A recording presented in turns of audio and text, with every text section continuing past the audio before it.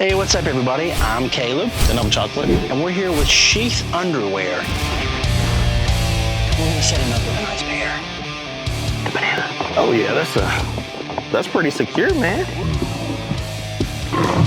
So these underwear are supposed to be super supportive, way more supportive than like regular underwear. And today we're gonna see just how supportive they really are.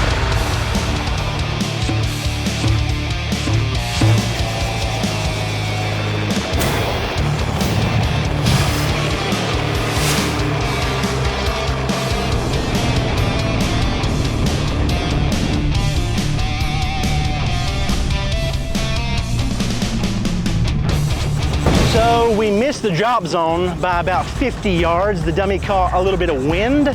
So we're gonna go over here and look for him. Not sure where it fell. Oh, Chocolate found it. So it looks like everything stayed relatively in place. It just got a little smashed. A few juices here and there.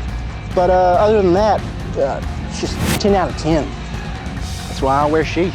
I may have missed the mark, but Sheath Underwear certainly didn't. Comfy all the way till impact.